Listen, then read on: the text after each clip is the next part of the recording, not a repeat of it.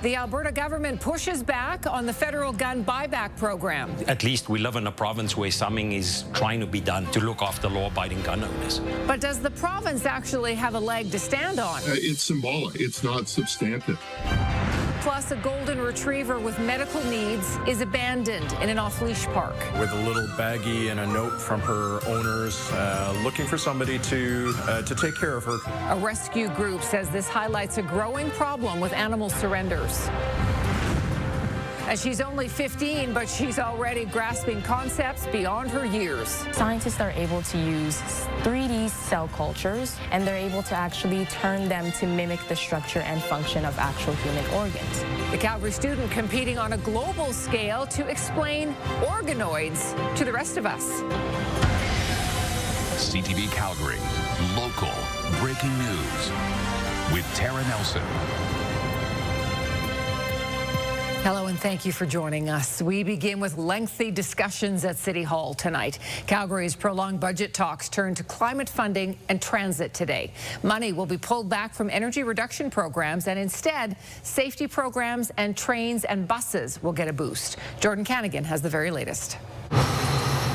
Calgary budget deliberations rolled into a seventh day with a focus on transit. The only way the increasing fares made any sense is if we were seeing an improvement in the transit service. And both of those are happening. An adult single ride ticket will jump to $4 in 2026, up 20 cents. But council approved putting millions of dollars more into transit. A $9 million pilot project will see more security at a dozen stations from 4 until 8 p.m.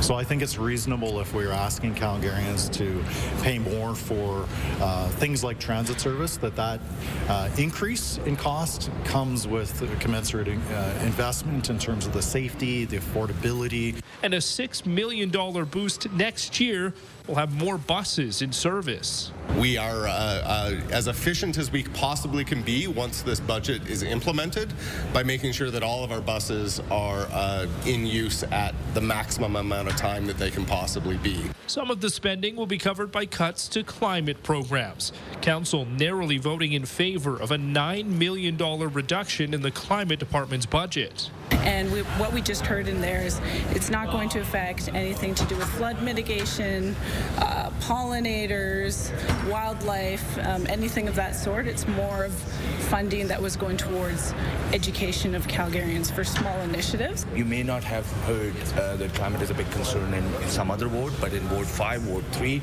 we get hit by a hail every second year. It's a big concern.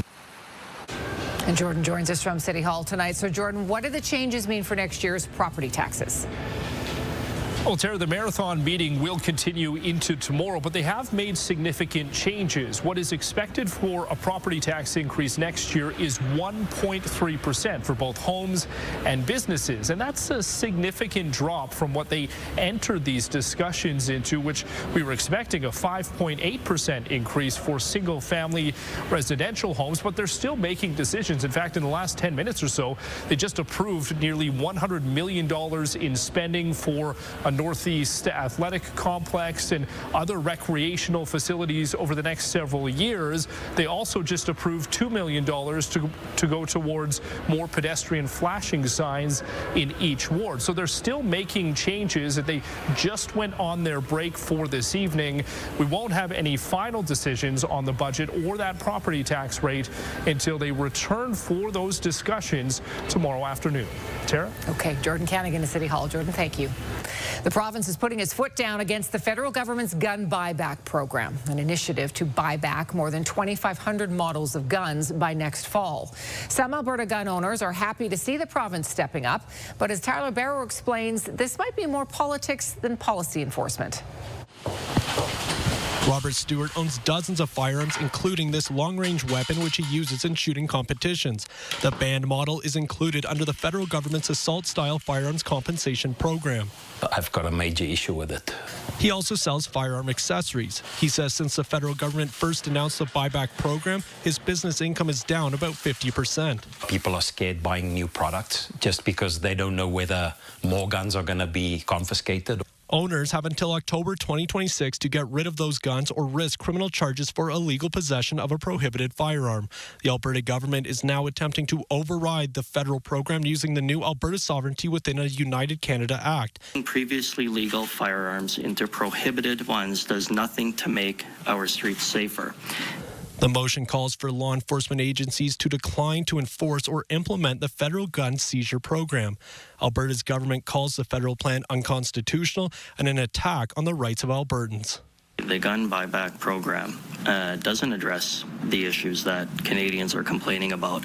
One political scientist isn't convinced the motion, if passed, will succeed with law enforcement choosing provincial jurisdiction over federal. This is opening a large can of worms, I think, for the government to be able to say some laws we respect, some laws that we don't. Ottawa says the Supreme Court has made it clear the federal government has constitutional authority over firearms legislation. The federal public safety minister expects all provinces to enforce the law. This is a Canada-wide program, so we expect it to be rolled out Canada-wide. We will work with jurisdictions to ensure compliance. The latest showdown between Alberta and Ottawa has left some gun owners confused. It's all good and well while the UCP is in power. What happens when the UCP are not in power anymore? CTV News did reach out to the Calgary Police Service and RCMP about whether they would follow the province's directives. Neither responded by our deadline. And Tyler joins us now. So Tyler, the other part of the motion put forward was regarding Albertans' rights to defend themselves. So what more can you tell us about that? Tara, Justice Minister Mickey Amery did address this today, saying when homeowners act reasonable to defend themselves, their home, or their loved ones, the Crown prosecution should not proceed with prosecution. Now, he has issued that directive to the Alberta Crown Prosecution Service. To be clear, though, those same rules about the use of reasonable force are already in the criminal code. Tara? Okay, Tyler, thank you.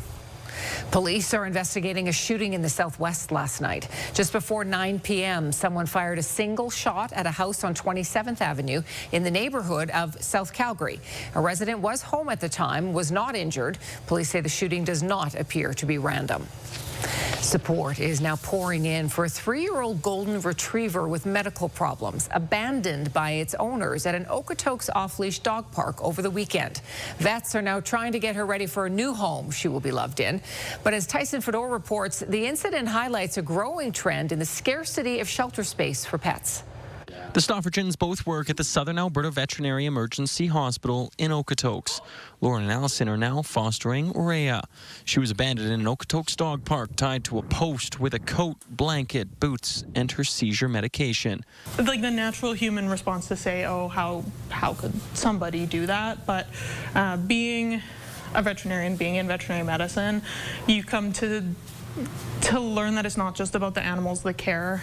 A Good Samaritan then dropped off Rhea on Saturday at Save. Knowing that she came in with seizure medication, we knew that she couldn't stay here overnight alone in the clinic because she just had medical risk. Her owner left a note saying they were leaving the country and could not care for her any longer. The owners did love her, did care for her.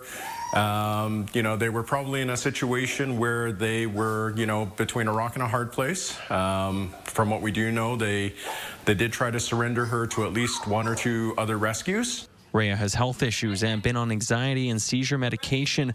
But the Stoffergens are hopeful to medically clear her in the next couple of weeks so she can be adopted to her forever home. We had a lot of people who messaged us and said that they were immediately wanted to open their homes to her and wanted her to have a soft place to land.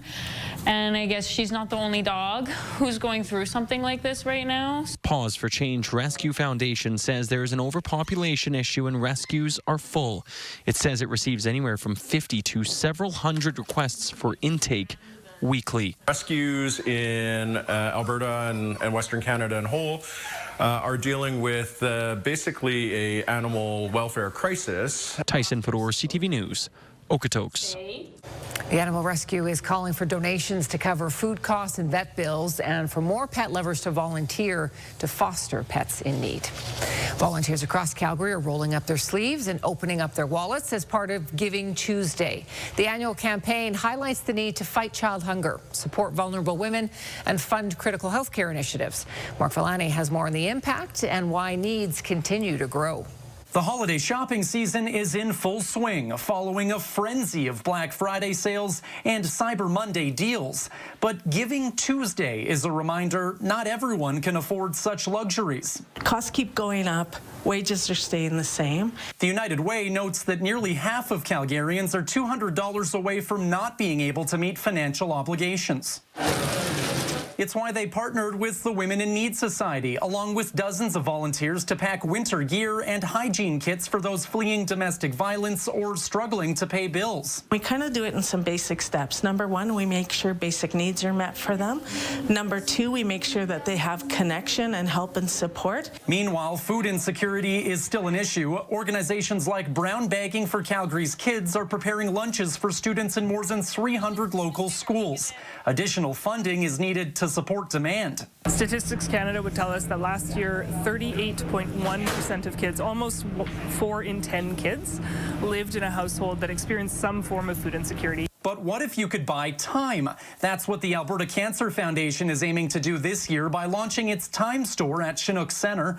Cash donations go to clinical trials and care programs, symbolizing cancer patients gaining back critical moments with the ones they love. That time is valuable with your family and friends, rebuilding relationships. It's just a good reminder of, really the importance of time and that gift of time that you can give somebody through a donation. The Calgary Health Foundation is also fundraising this Giving Tuesday, aiming to raise $2.5 million to renovate a cardiac lab at the Foothills Medical Center. So that in that lab they can do the most current innovative procedures. So whether it's filling bellies or filling care kits, Giving Tuesday hopes to bring everyone together. It makes such an impact. Mark Villani, CTV News, Calgary.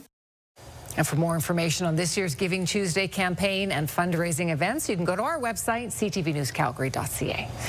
Danielle, I stepped outside today into a blizzard over the lunch hour. It was a very strange, blustery, wet day. Yeah, and we had that at times today. So low visibility, very thick snowflakes, and then it stopped, and then it started again, and it's been on and off throughout the day. We've at least picked up a couple centimeters of snow, and temperatures have actually dropped throughout the day rather than warmed. So we were at 5 degrees early in the morning, and now we're at -5. With the wind chill, it feels like -11.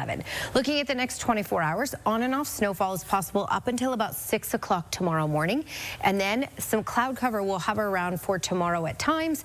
And in the morning, it will be a chilly start to the day. When off to work and school, will feel like -10 with that wind chill. But in the afternoon, we'll have some sunny breaks and +1. Tara? Thank you, Danielle. The Prime Minister spoke to Indigenous chiefs today after the group sent a clear message opposing the Memorandum of Understanding between Ottawa and Alberta. That's next. And we'll show you an app that will help you shop local this Christmas, how to find those great made in Alberta products.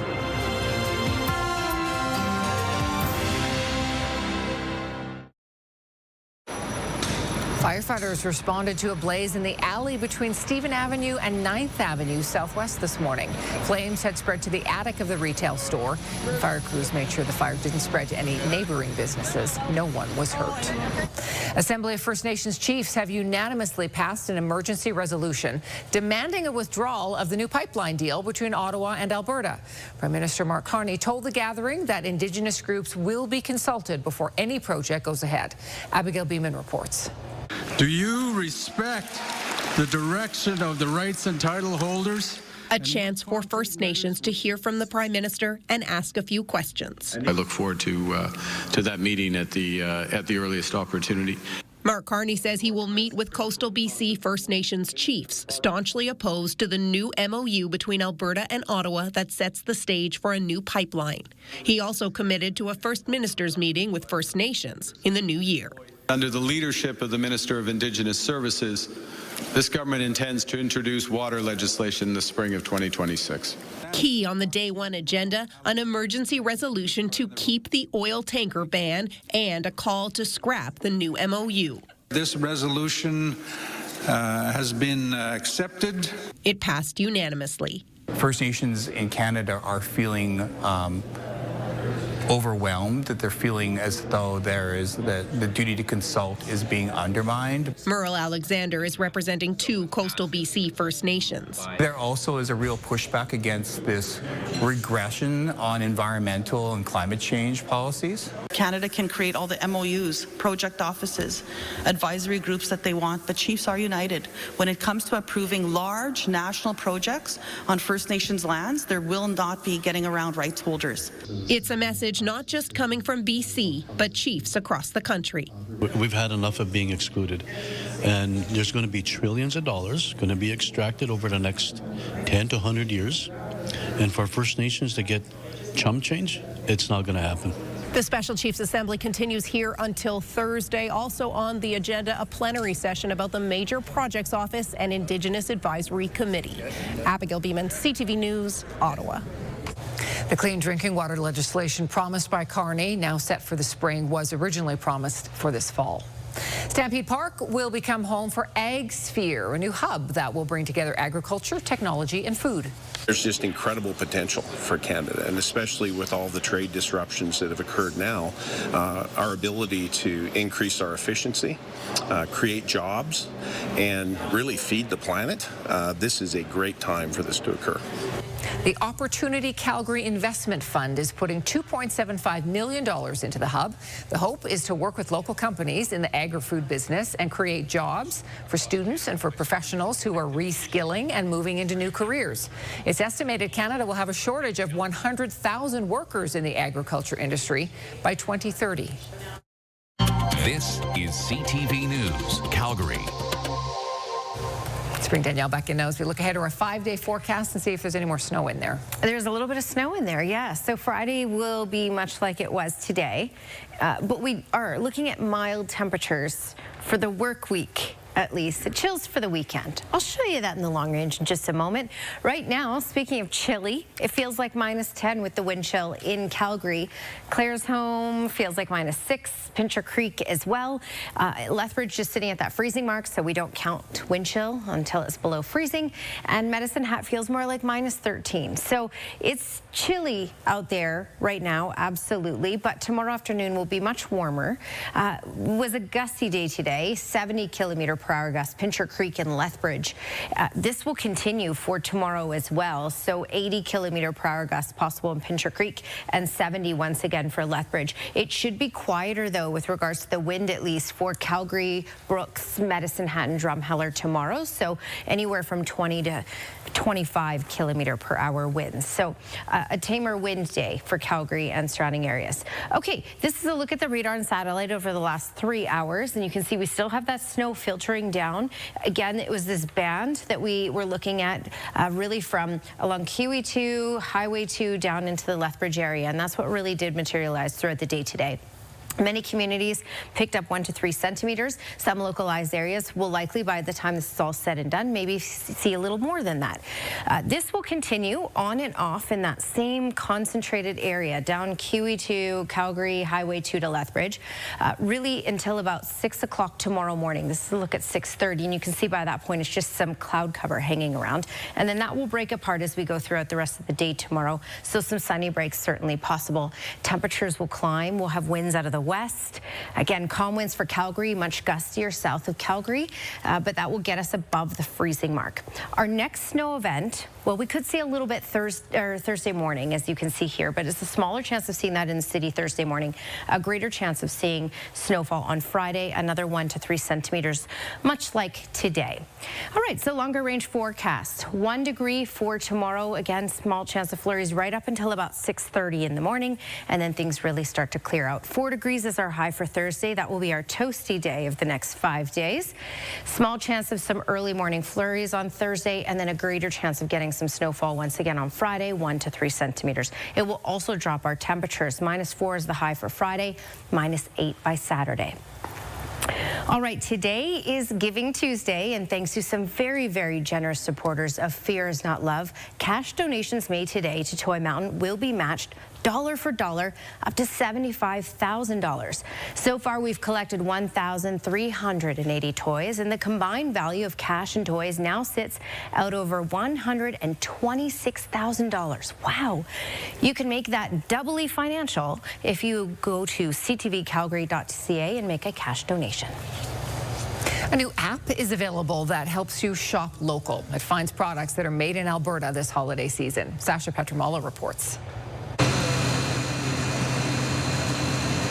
At Pasta Pantry, the work starts before the doors even open. This Sherwood Park restaurant makes fresh noodles and meatballs every morning. We're making pasta in your neighborhood, and we're happy to serve you. Much of what is dished out here is sourced close to home. A lot of our ingredients are grown in Alberta, from our Durham semolina flour to our cattle, like our beef for our meatballs and meat sauce. Now more than ever, it's so important to support local. It's so important to help our local economy by supporting businesses that are made right here in Alberta. The new Made in Alberta app hopes to help. All you have to do is take a photo with the app, or search a company, or search a product, search a type of product, and it gives you a whole list of local alternatives. Signing up was a no-brainer for this local chocolate shop. It was really important because we're definitely not street-facing, so we're tucked away. And this app will definitely bring a lot more people in the store, or just to visit our website and maybe purchase online. And not all products need to be sourced from Alberta to meet app requirements. And as long as the last substantial transformation happens right here in Alberta. So that means you can bring those coffee beans in here, roast them here, package them here, and you're a local business and we want to support you. Vendors say the app makes it simple to market their goods. You log into Made in Alberta and sign up. It's just a couple clicks, and you import your products, your pictures, your descriptions, and you're basically live. We're taking steps into doing a lot more work in sourcing directly, which involves a lot more time, a lot more money. Currently, just over 600 vendors are on the app with no limits on how many can join. Sasha Petromala, CTV News, Edmonton. And you can download the app at the App Store or at Google Play by searching Made in Alberta. Still to come, a series of massive drug busts, the coordinated cross-Canada operation, and which illegal drugs were seized. And the publisher of the Franklin series of children's books condemns what it calls a violent post by the U.S. Defense Secretary. That's just ahead.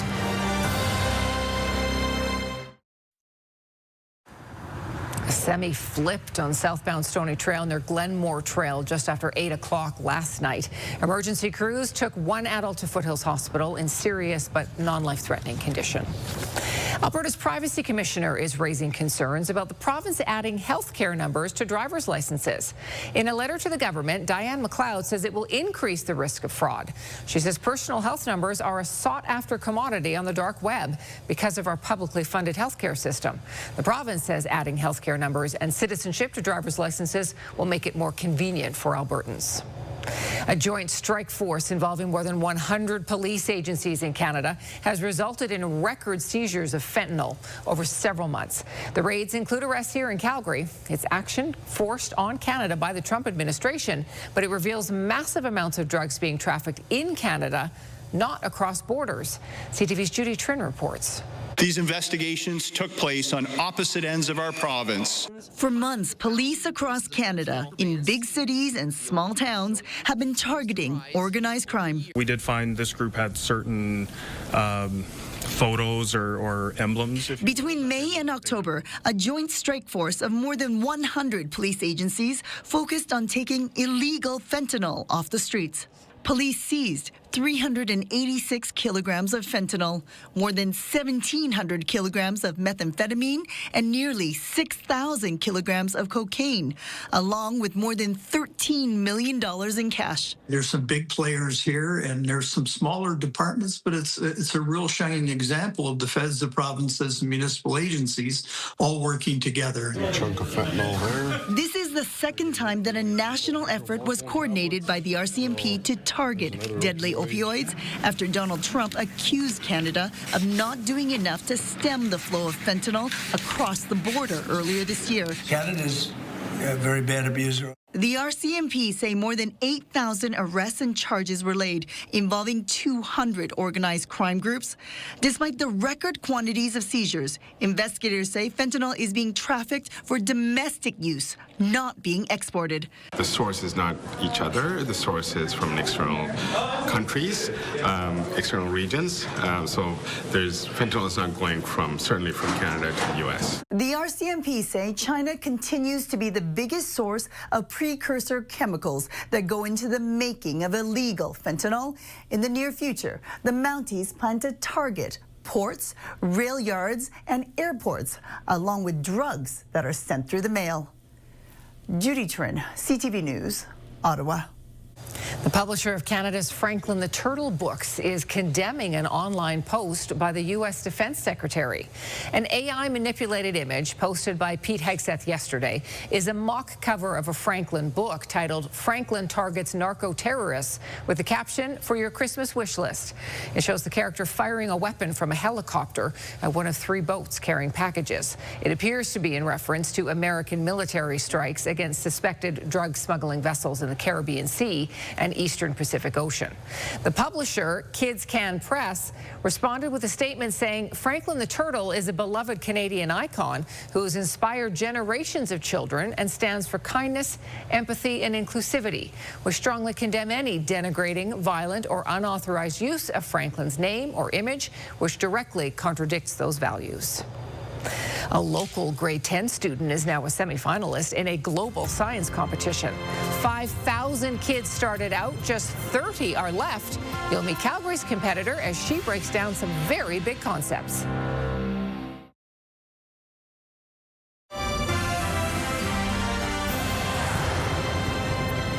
A grade 10 student from William Aberhart High School is one of just 30 semifinalists in a global science competition. The Breakthrough Junior Challenge sees students produce imaginative short videos on pretty difficult scientific concepts. Close to 5,000 students sent in videos. Kevin Fleming has more.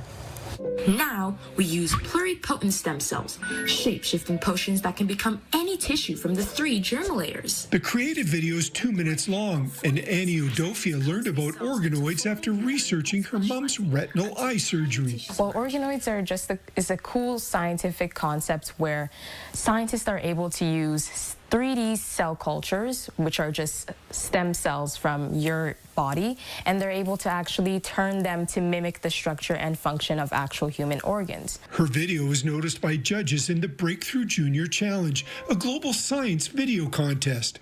She made the cut from 5,000 applicants to just 30 semi-finalists. Yeah, I'm really pumped about it. I'm still kind of processing the fact that I'm actually in the top 30 for a global competition, but I'm extremely grateful, and I'm grateful for everyone that has helped me and supported me. Annie's mom says her daughter has always been interested in STEM subjects and isn't surprised she's done so well in this competition. This is a proud mommy moment right here. So her father, her sister, and I, we are incredibly proud of Annie's achievement. Annie, right from a very young age, I would say that Annie has been an outstanding go-getter. Now Annie has to rely on the public for a little help in the challenge. She needs people to watch her video on Facebook or YouTube and click on the heart or like icon. The more votes she gets, the better her chances. They can help out by actually watching the video, but more importantly, liking it, because in order for you to become a regional champion per se, or even win the popular vote, it's the video that has the most number of likes. The People's Choice category closes on December 9th, and that's when Annie will find out if she's made it to the finals. Kevin Fleming, CTV News, Calgary. So the grand prize is $400,000, with more than half going toward a scholarship for Annie. $50,000 will go to Annie's William Aberhart teacher, and then the school would get a $100,000 science lab upgrade. We have a link to Annie's YouTube channel on our website, ctvnewscalgary.ca. We all got to get behind Annie. That would be so cool. Annie. Wow. Way to go, Annie. So smart. That's amazing. All right, well, buying hard-to-get concert tickets is a bit of a blood sport these days. In fact, this guy likens it to the Hunger Games. Oh, my black eye? Yeah, I think a 12-year-old girl punched me in the face and pulled out a clump of my hair. She wanted VIP real bad. Oh, that was a tooth. All I can remember is fighting for floor seats with this middle-aged father who just wanted to take his daughter to her first concert. That sounds about right. Yeah, Chris was put in charge of getting prize tickets. He lived to tell the tale, comparing it to the Hunger Games. He recalls the experience of a bit of a battle with people fighting for just that handful of tickets. But that's a dedicated fan. That is a dedicated, yeah. That is what it feels like these days. Yeah, I feel like that's also the mall closer to Christmas. Absolutely, yes. You got a point there, yeah. Well, for many kids, a day off of school means video games or maybe watching TV, lounging around, unless you're this young fella.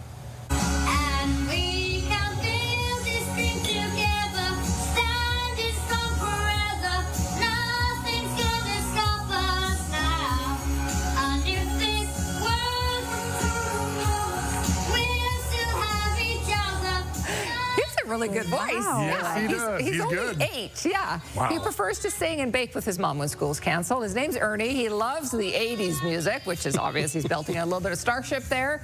Over 14 million people have watched this, and they all have commented on what a good singer he is, and that it's time for this kid to make an album. They got that music cranked in that house. Yeah, great pipes, but also that's some serious multitasking. Yes, right doesn't there. even have to think about it, you're right. Yeah. Well, let's be honest, it's not often that the sequel is better than the original, but I think this copycat nailed it.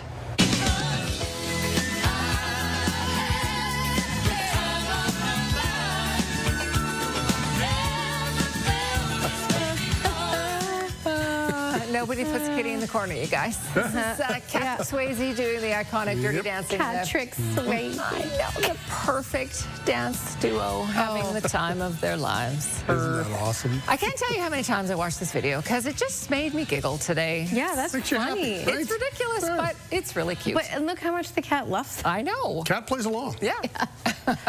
Still to come, a banking takeover was announced today. We have details on the All-American deal coming up in our business report.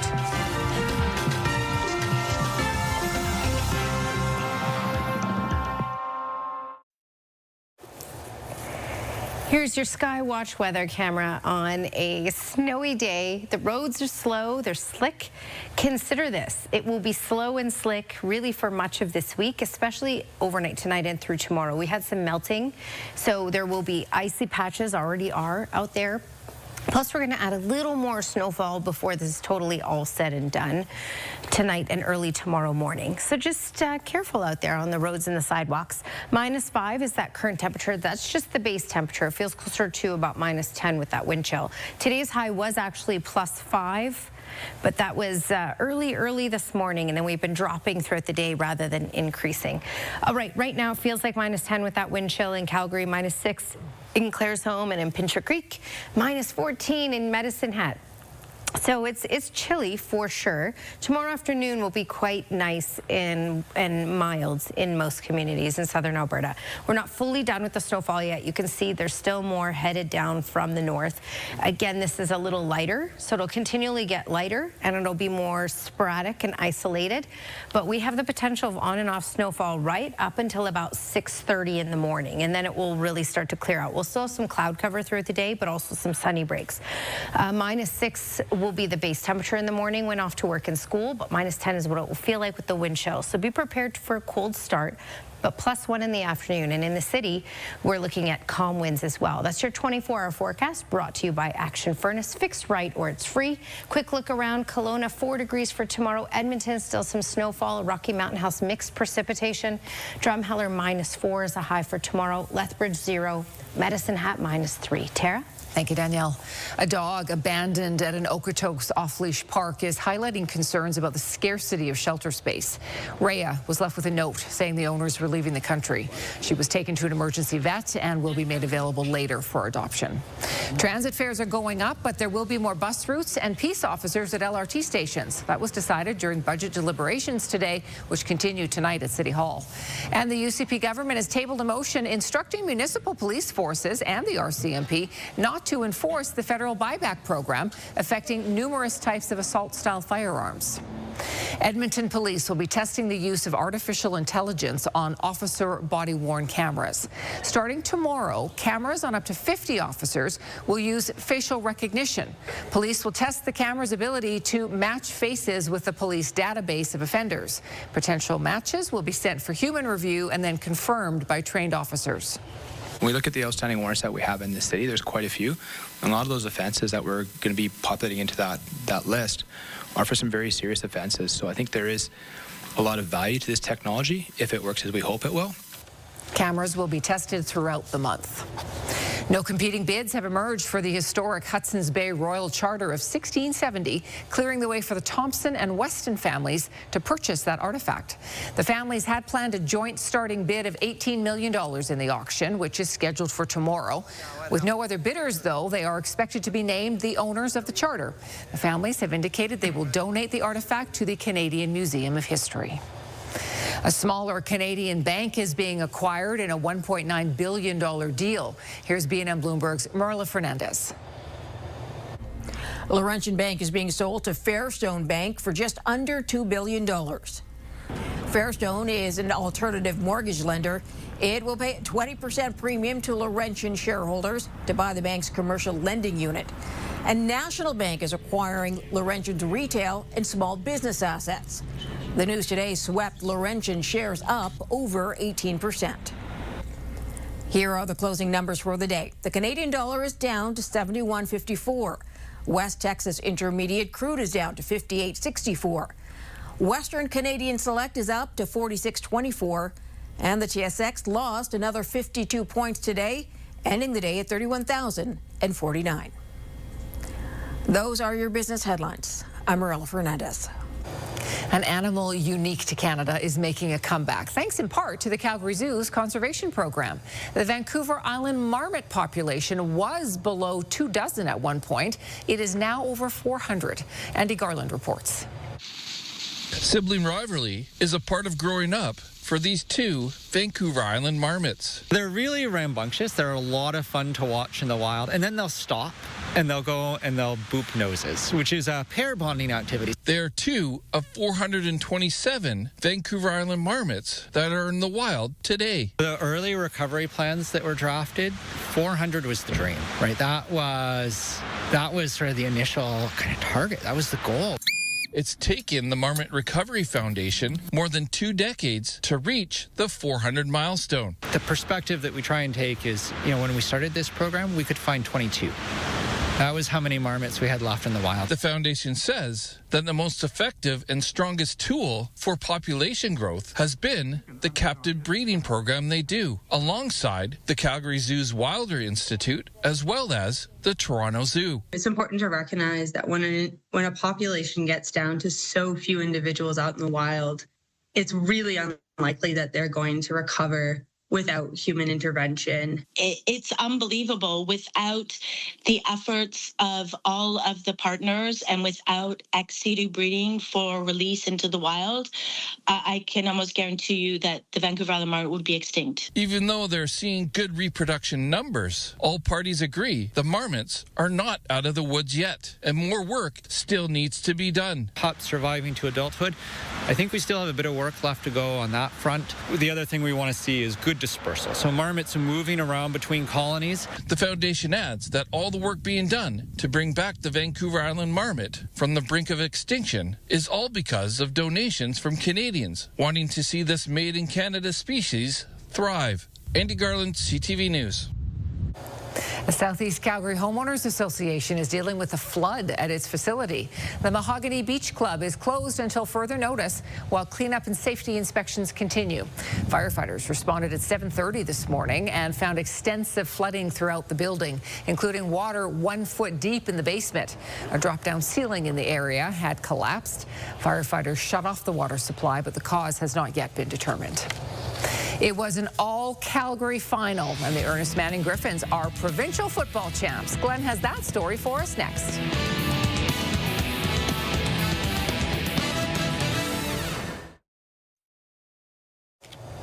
It's the battle of the basement tonight in the NHL. Glenn is back with us. Glenn, Flames and Predators, they've both struggled this season. Tara, Nashville dead last in the standings with just 20 points. The Flames not much better. They are second last. They have just 22. Devin Cooley, another start for the Flames tonight, third straight. And this is the final game of the Flames' 6-game road trip. Predators get on the board first in this one, though. The Flames can't clear. They start running around. Reed Schaefer will beat Cooley with his first goal in the NHL. It's 1-0 for Nashville. The Flames had a glorious opportunity to even up later in the first. Jonathan Huberdeau in on the break, goes to the backhand, but he can't beat UC Saros. Huberdeau continues to have a tough time scoring goals of late. They are now headed to the second period in Nashville. Preds continue to hang on to that 1-0 lead. The Ernest Manning Griffins are 5A boys provincial football champs once again. The Griffins took care of business on Saturday night up in Edmonton. It was a battle of Calgary in the 5A boys provincial high school football championship. The Ernest Manning Griffins up against the Notre Dame Pride in the title game. It was all Manning. They beat the Pride 31-0 to win their second Alberta Bowl in 3 years. It's great. I'm incredibly happy to be able to win with this group of guys. Special group. We put in a lot of effort in the off-season and in the summer, getting ready for the season, so be able to have all that work come together and have the correct result was great. The fact they were able to play for a championship wasn't lost on the players. The teacher strike nearly wiped out the entire high school football season. Fortunately, they found a way to let these kids play for a championship. I'm so appreciative, like all the effort that's went in, whether it's the athletic directors, the coaches, even the players showing up, and whatever work we were getting in off the off season with like just teams going together with no coaches and figuring it out. It's been incredible. For many players, this was their final season of high school football, making this victory even sweeter. It feels great. I mean, on the sideline, it just lots of emotion just flowing out, and we got a bunch of great grade 11s coming up to come to the field, and I know I can trust them, and it feels just awesome just letting my emotions out. Manning overcame a lot of adversity to get the job done. Injuries and the strike were the big ones. Offensive coordinator Mike Kluka says this was a special group.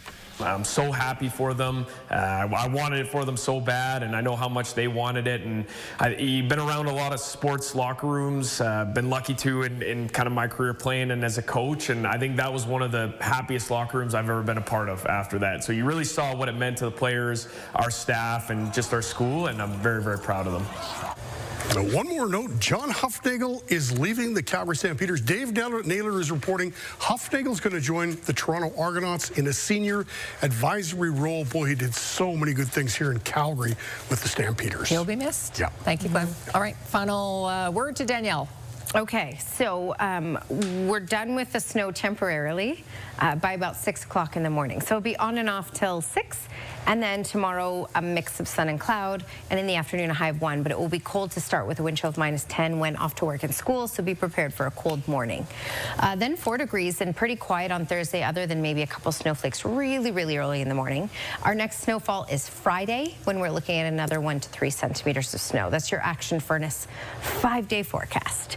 All right, weather window brought to you by Lux Windows and Doors, crafting quality windows and doors for your style, budget, Alberta's climate. And this one from Char Loepke. And there are always these calm, stunning pictures that are sent in. So it's cold, but it's beautiful. Everything's better with blue sky and sunshine. Yes. Even if it's 30 below, it's like, oh, it's fine. No, Even it's great. icicles. Thank you, Danielle, and thank you for your company tonight. For breaking news anytime, go to our website, ctvnewscalgary.ca. We'll see you tomorrow.